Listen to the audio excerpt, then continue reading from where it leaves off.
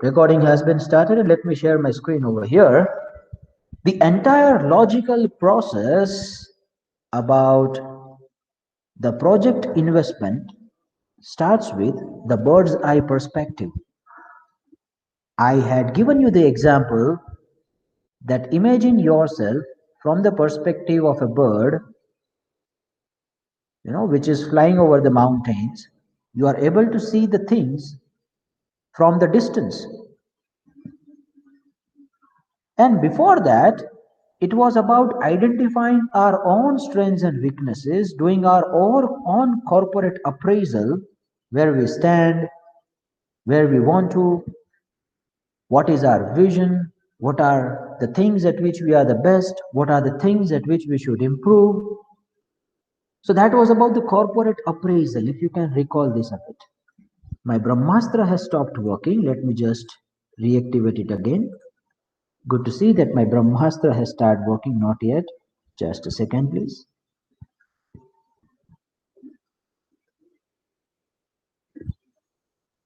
The pen has got some problem. I don't know what.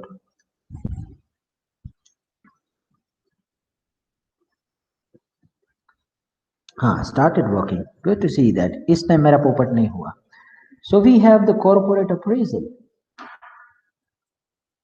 The logical process. Some of the people would be like, sir, every point of time we are discussing the similar kind of a thing, then what's the flow? The flow starts with the corporate appraisal. We try to identify our own opportunities, strengths, where we are good at, where we want to improve, what are the things at which we are best right now. And after doing that, you do the analysis from a bird's eye perspective where there is still a distance. You do not go much into the minute details right now, but you start investigating the things from a bird's eye perspective. So for doing the industry analysis where your potential opportunity is lying, obviously you won't be doing it only for the one industry, you would be doing for the many industries. So you do Porter's 5 force model. Now this is to identify where there could be a potential opportunities. Now once the industry is identified, you have understood that this is the potential opportunity, then you go to a product and service specific detail. For that you do the life cycle analysis. Then again in the product, in a more detailed manner, to identify that what will be the demand of this particular product, at what particular stage you will achieve the saturation, at what particular stage you will achieve the growth, after how many number of years you are expecting the decline. There has to be the experience curve analysis too. Experience curve. Now after that, we went to a middle level analytical aspects, where once you identify what is the industry, once you identify what could be the potential opportunities, then we had scouted. Now I am using the word scouted instead of finding intentionally, because Miss Khushbu, finding and scouting are two different things. Finding is something which you might not be very much aware about. Scouting is something you have identified that this is what you want. You are more detailed. You have the more details about the things, and based on your needs, you try to see that what could be the potential opportunities. So scouting for the investment opportunity. That was the topic that we had discussed last time around. Today, we are going to discuss about the screening. Now, last time, scouting was about identifying the opportunities. You have identified these opportunities. Now, after doing this scouting process, now you do the screening. Now see, if I give you a very simple example, if you are the person who is handling the entire organization, first you do the scouting based on your needs. You identified that these are the 15 people who are the best suited for your organization, yes or no? After that, you start doing the screening, because obviously you do not want to call every employee for an interview. There has to be a screening, preliminary screening. Likewise, you have identified various opportunities where you should invest, but obviously you cannot do the detailed analysis of each and every one of those because that would be too much time consuming, Miss Aruna. That's why you do the preliminary screening. Going into the minute details of each and every project is a complicated task. Going into the analysis of cash inflows and outflows of each and every project is a complicated task, a time consuming process. We cannot do it for all the opportunities we are able to see. There has to be some primary screening as well. From 15 alternatives, then you again reduce your scope a bit and you come to the 5 alternatives which will be evaluated further in a very, very detailed manner.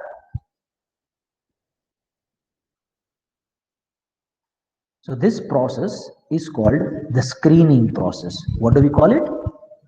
Screening projects. Screening का मतलब ये होता है कि you reduce your scope a bit. The element of randomness is eliminated a bit now. You have identified the opportunities, but whether it is suitable to your organization, you are not aware about it. There has to be some screening. Till now, it was just about identification of the opportunity. Yes or no? Now there has to be a screening. Whether it is actually matching with your long-term vision, let's see that. Whether it is compatible with the long-term vision of the promoters who have established this business, let's see that. Whether it is actually adaptable with the government regulatory framework we have right now, let's see this.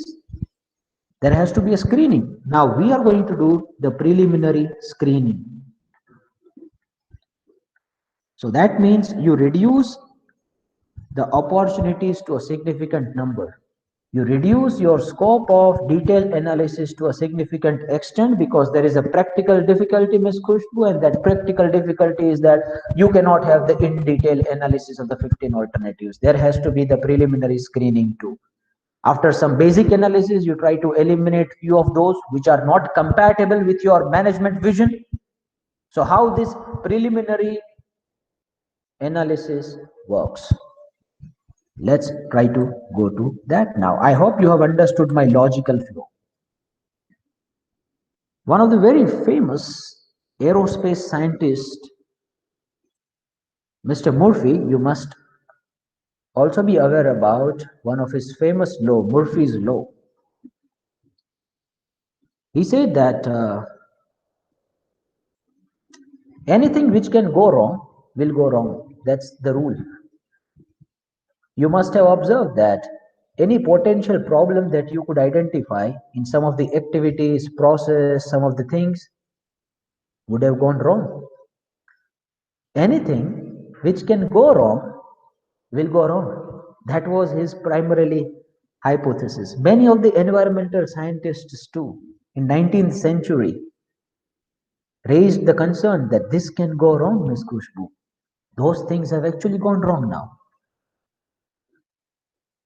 Anything which can go wrong will go wrong at one or the other stage.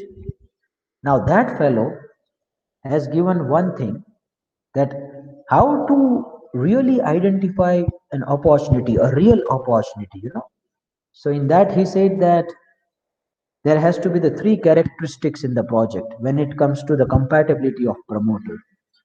But in overall manner, you can see that these are the things, various factors. By analyzing those factors, you screen the various opportunities you have. One is the compatibility with your promoter. Then it's the consistency with the government priorities. Number 3, it's the availability of inputs. Then it's adequacy of markets, reasonableness of costs, and the last one is acceptability of the risk level. So let's go to the first one. As it was said by Mr. Murphy, a real opportunity should have the 3 characteristics as far as the compatibility of the promoter is concerned. Number 1, it fits the personality of a promoter. If the promoter is not so techno savvy and you have identified the opportunity in the IT industry, that's where we should invest. Will it be working, Ms. Kushbu? No, it shouldn't be working. If the promoter is of the opinion, if the promoter's traits are such which does not suit with the opportunity which you have identified, can you move ahead? No, you cannot.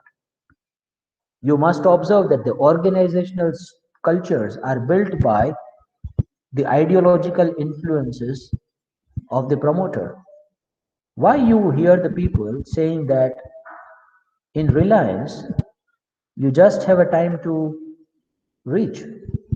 You do not have the specified time to come out of the job. Individuals' influence over the organization might be very strong. Why the people who are working in the Tata group are saying that it's more or less about the government kind of an institution? Why they are saying this? They are also enjoying the various purposes, various allowances they get. Individual promoter, his personality traits, his vision, his culture, his own do's and don'ts, his own principle will affect the entire organizational culture. So your personal traits, your personal things, your personal principles will also affect your entire organizational culture. So that's why you should understand whether this project is adaptable with your personality or not. If the promoter is not very much sound about the engineering products, and if you want to go into that business, will you be able to survive over there? No, it does not happen every time with the money. Even though you have the money, you must have the every minute detail about that business, otherwise you cannot go. It was said by Warren Buffett as well once that if you cannot understand the business well, do not invest. If you understand that business well, right from the scratch, from where the business is getting the inputs, how it is generating the profits, what are the things you shouldn't be thinking about. Don't indulge yourself into those companies. It was from the investment perspective. Okay, let's move ahead. Whether the project is fitting in the personality of the promoter, that is the one thing. Number two, whether it is accessible to him. When I say accessible to him, access can be from the various perspective. Physically, whether he can take the care of it or not. It's not just about the money sometimes, I tell you. There has to be some extra efforts when it comes to the big project investment. Whether the project is at the too far of distance that the individual cannot access it at all. Accessibility can be dependent on the capabilities of the individual too. The person who gives the money do not have the much technical knowledge about the industry. That industry is not accessible. It must be accessible to him when it comes to the compatibility with the promoter. And obviously, third and the most important thing, being a finance student, obviously this is not required to be explained as well, that there has to be the rapid growth opportunity and the high return. Otherwise, no one would be investing in it. So any point of time, if you go up with a startup and if you want the money from the angel investors, the first thing they would ask to you that what we will get in what timeline. That is the most important question anyone would ask to you. Whether there is any scope of rapid growth and high return or not. If you go and find the opportunity in some of the industries where you cannot see the rapid growth and expansion in the future, what's the meaning of it? There has to be the futuristic outlook too. So that's all about the compatibility with the promoter. Anything which you couldn't understand where I should put more focus? I don't think so. There would be any. May I have a confirmation, please, that we have got till now everything?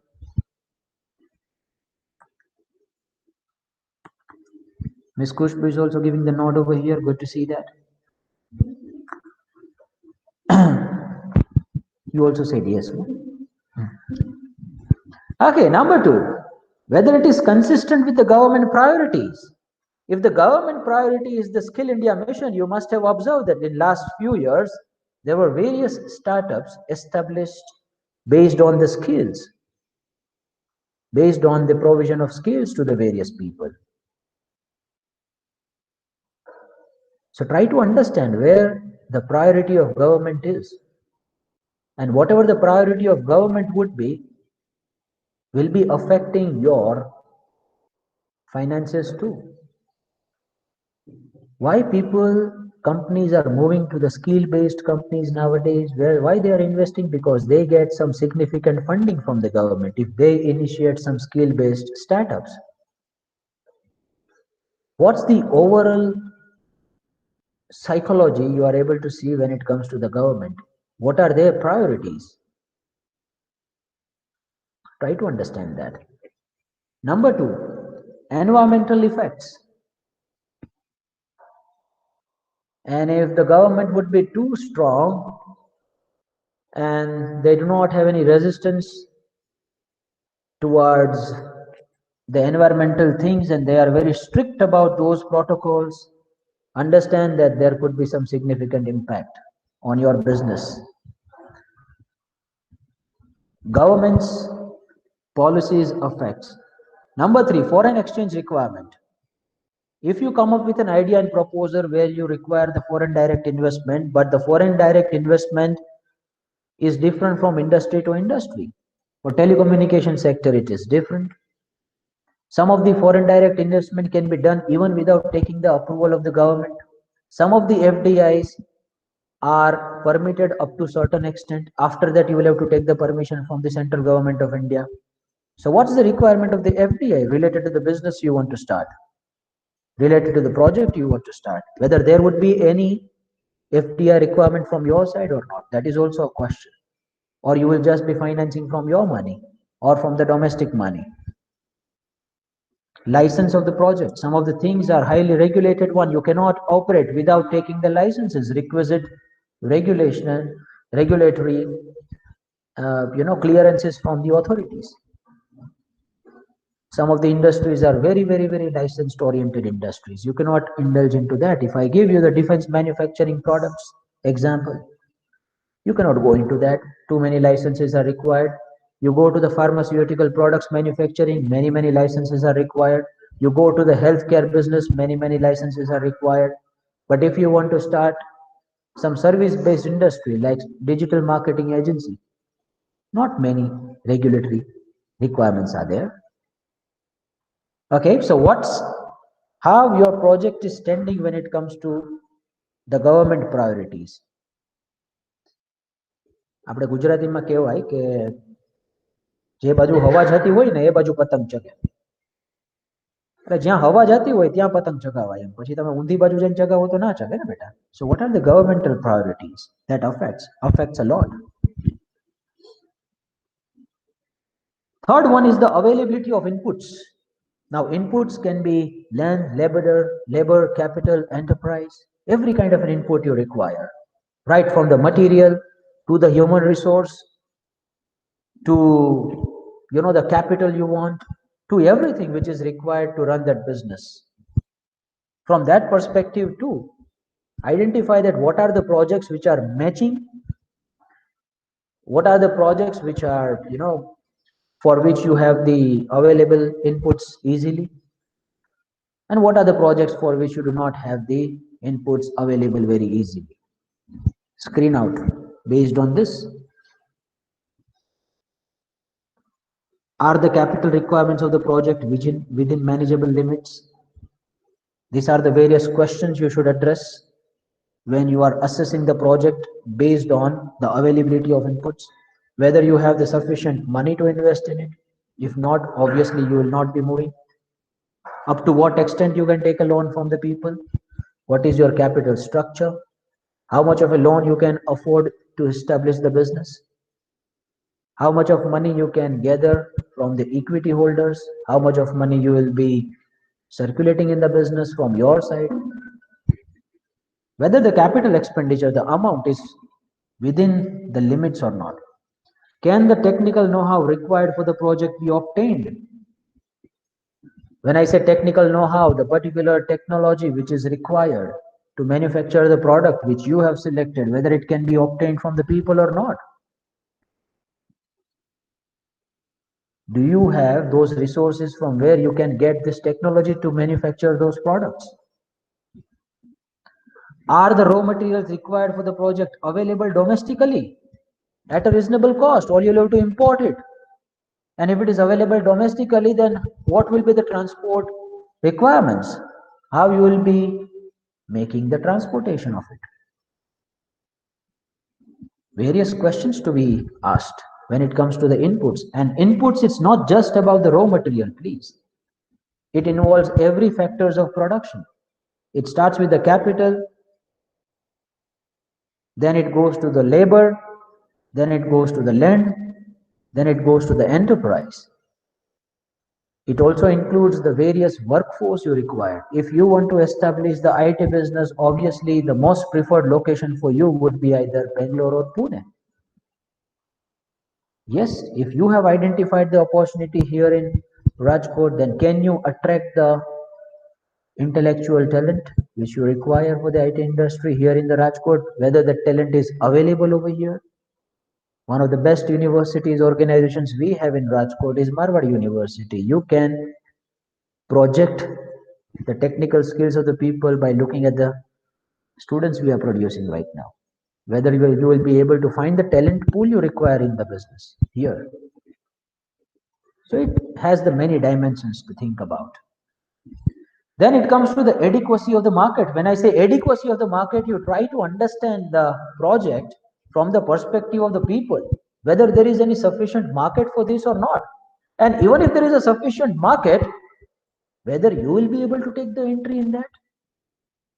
What will be the problems you will be facing, Ms. Kushbu, over there if you want to take the entry in this highly competitive market, if you want to establish a project? So various things you should try to list down. This checklist you should prepare. Try to gather this information and write it somewhere. Total present domestic market of the product which you want to manufacture.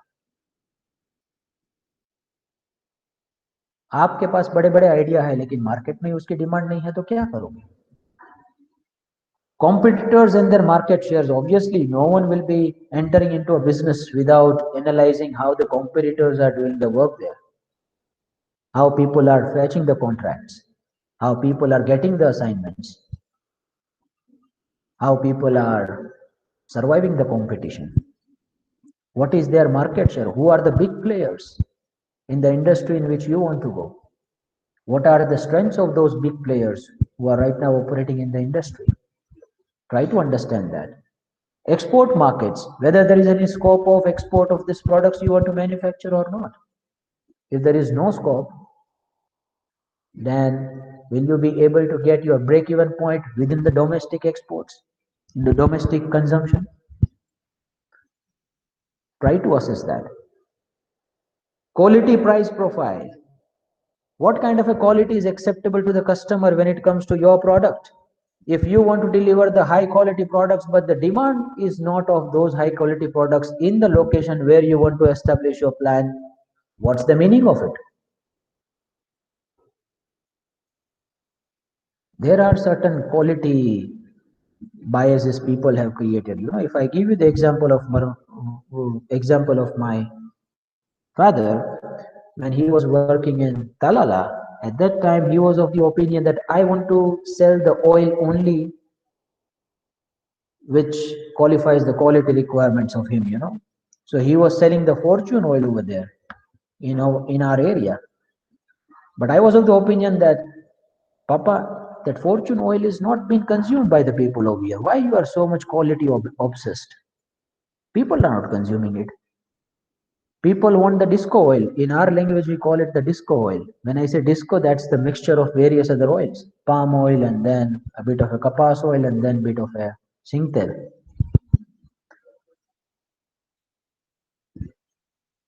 But he was not selling it.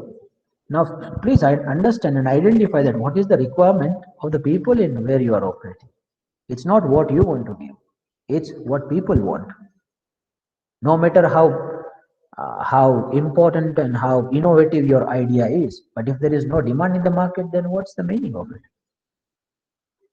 Sales and distribution system, there are various other points in which you can do the analysis. Projected increase in the consumption. I find this is also one of the very important criteria to identify the investment opportunity. Now, if I give you the example of some of the products, their consumption is increasing at a constant rate. If we take some of the products like jewelry, I find that the consumption and the wearing apparels kind of a things which Indian women are wearing is little bit declining over a period of time. Not very much, which is a very significant one, but the usage and the consumption of the jewelry apparels is little declining. You may check it. Some of the products are at the expansion mode. I have repeatedly said this example to all of you that there are certain products, like if you say in the Gujarat region, once the government of India started giving the subsidy on the solar products, many people came up with the solar plants to manufacture the solar based products, because the trend was increasing. So identify that whatever the product which you want to sell, whether the consumption trend among the customer is increasing or decreasing, because you want to survive in that business for a long period of time. You do not have the luxury to reverse your decision. Barriers to the entry of the new units, whether the selected investment opportunity is too much of nature where you cannot enter easily, you cannot exit easily, are problematic. What are the various barriers? Economic, social, and demographic trends favorable to increased consumption. What are the various economic as well as social as well as the demographic trends you are able to see? What is the gender ratio? Based on that, you will be offering your product. How people are working over there in that environment. What is the situation? How people are managing their finances. This everything depends on the type of product you want to sell. Many of the products got failed because they were not compatible with the social trends, the economic trends in India.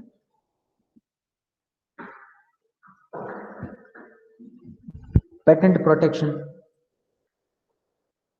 whether the industry is such that you cannot protect your patent. I mean, you have established some technical know-how, you have purchased it from someone after paying lots of money, and someone will be easily just copying it, and no regulation is there who will be protecting you against.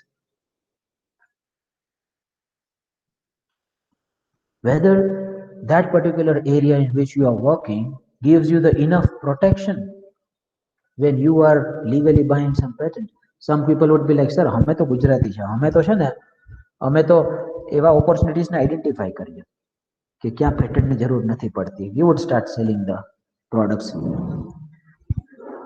Well, so that's from the perspective of the market. Let's come to the perspective of the cost, which is a bit more related to the finance aspects. So proper cost structure must be there. In the cost structure, try to identify that what expense will be forming a majority part of it. Try to understand that whether the product is the labor intensive product or the major cost will be formed in a material.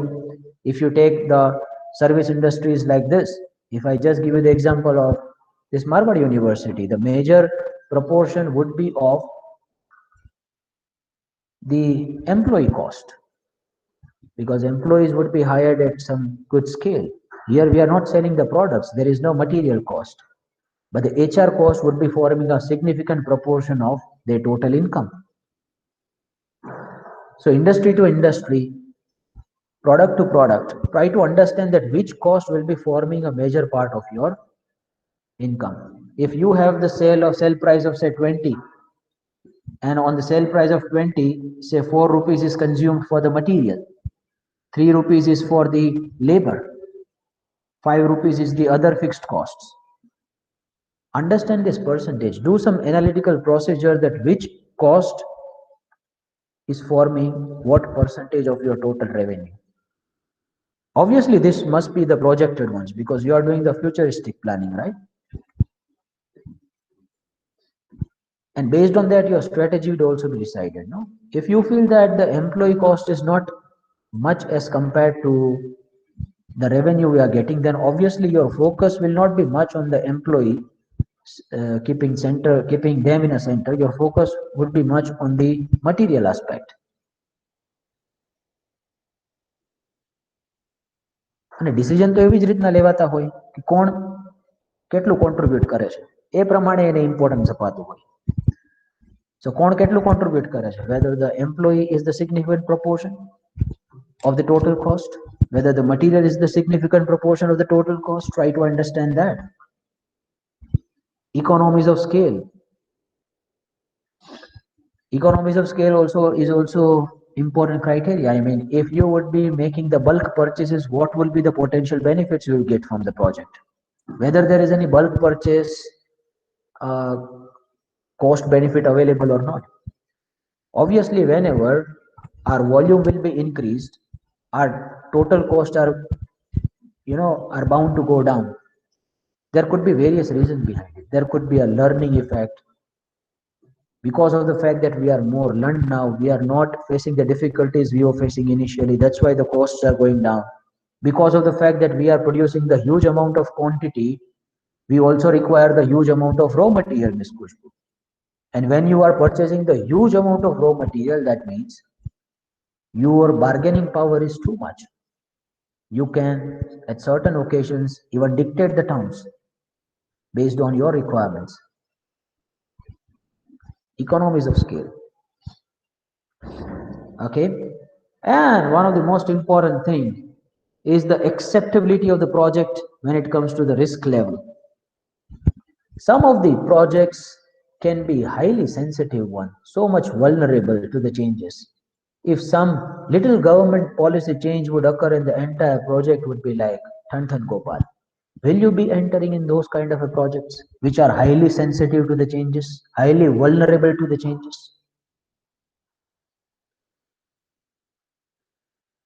Understand the risk profile of the project. Vulnerability to the business cycles. If you are dealing in the agricultural produces, many of the things are dependent on the seasonal cycles. You must put that in the back of your mind that if in 1 or 2 years the seasonal cycle will not be operating well, there could be some significant impact on your profitabilities.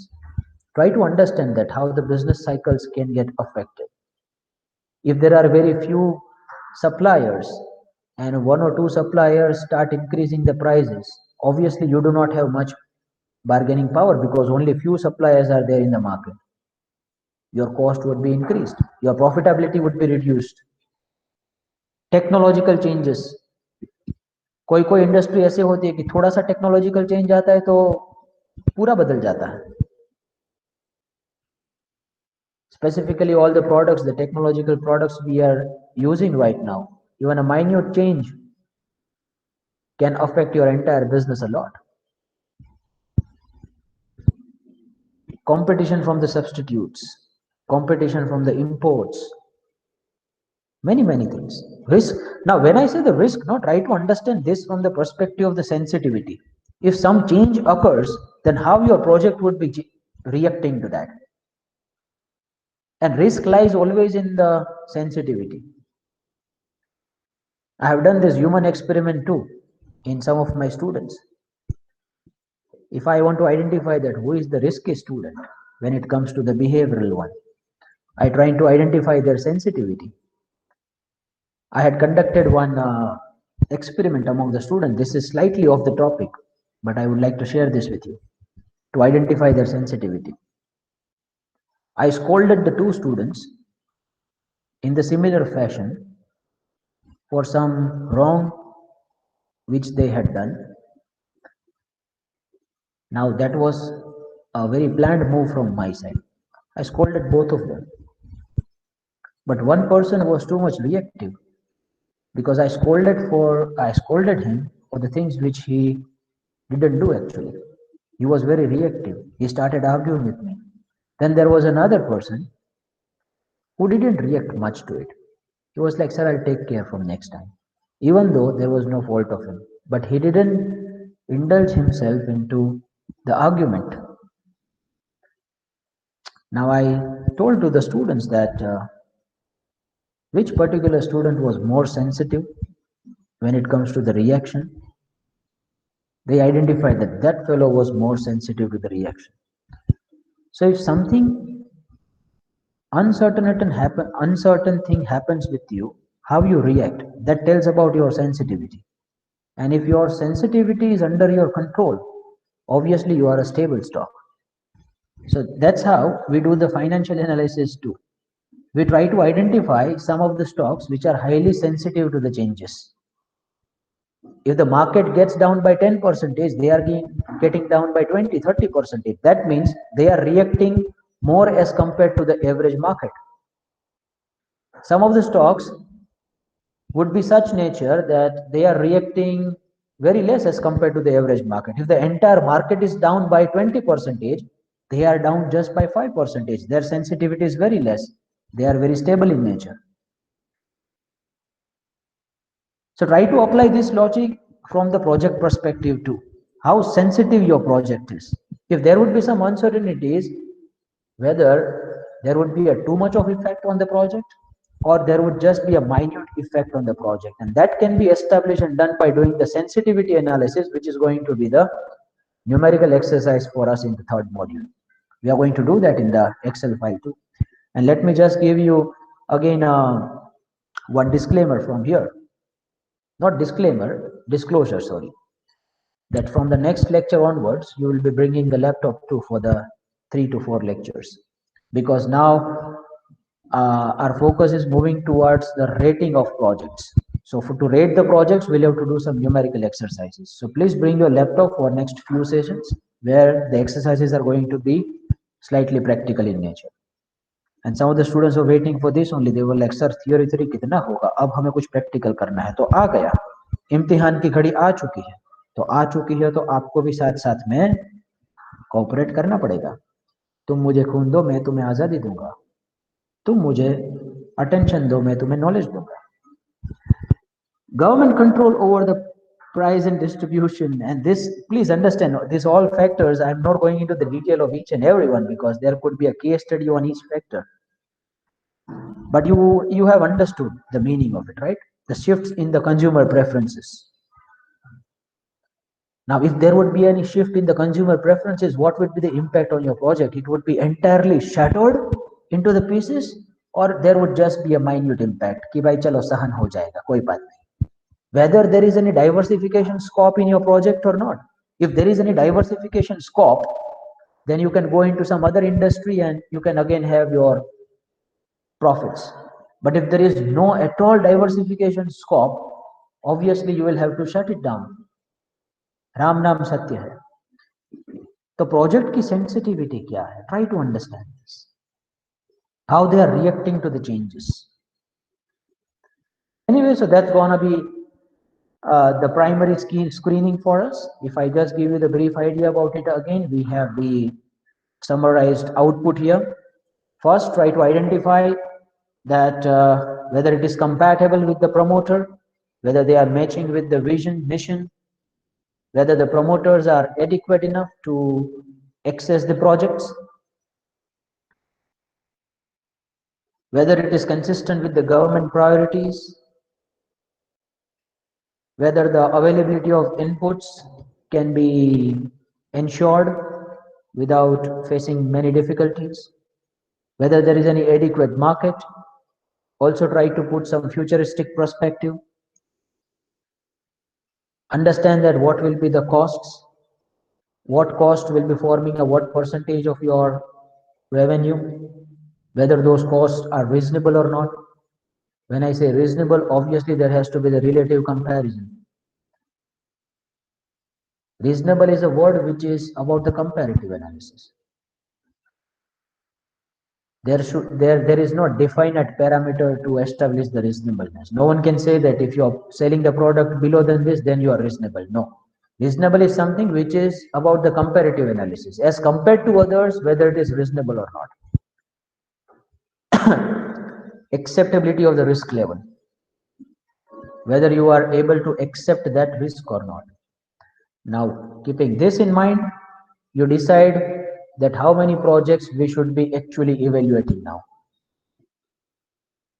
So from 15, you will come to 5.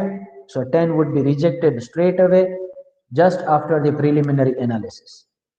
And once the preliminary screening is completed, now we are moving into the exact, very, very minute details of the project. And over there, we will be doing the capital budgeting, where we'll try to understand the cash inflows, outflows, how to reject, what is the financial analysis to be done, how to find the rate. Every such sort of a minute calculation will happen only when we will first identify what are the various projects for which we'll have to do the detailed analysis, Ms. Kushbu. And to do this, we are supposed to do the preliminary screening. 15 में से 5 पे पहुंचना पड़ेगा, हर एक का detail analysis नहीं कर सकते. Okay, so once the screening is done, then we can move ahead to some numerical exercises which would be related to the rating of projects, and the rating of projects we would be doing in the next lecture. And for that you will be requiring the Excel installed in your PC. I hope everyone would be having it. If not, please try to manage it. Otherwise you can take the help of some of your friends too. So that's it from my side. If you have any question or query, you can let me know, else I'm assuming that you have got it. May I have a final Chotusa confirmation that you have got it? Okay, physical confirmation we have received from Miss Aruna. Others I am expecting. Miss Dara as well, we have got it. Good. Good to see Mr. Meet has also responded. Now, when it comes to the theoretical understanding, I would be putting little bit of a faith on you people as well, because I know that you will be able to do it. Right? So I'm not going into very basic kind of a knowledge about the things. I hope you can understand that what is the, change in the consumer perspective, preference. So if there is any change in the consumer preference, at this level of business analytics students, 4th semester, I'm not supposed to give you the very detailed understanding of it. I'm putting the faith on your intellect for this kind of things. And if you feel that I shouldn't be putting, then let me know. Then I'll explain those kind of things further. Anywhere, if you face that some of the things I should be explaining in a better manner, please let me know, right? Because only the interaction can remove the confusion. Okay, bye-bye, take care, sayonara, that's it from my side. You can just put your enrollment number as a mark of your attendance, and that's it from your side. Take care.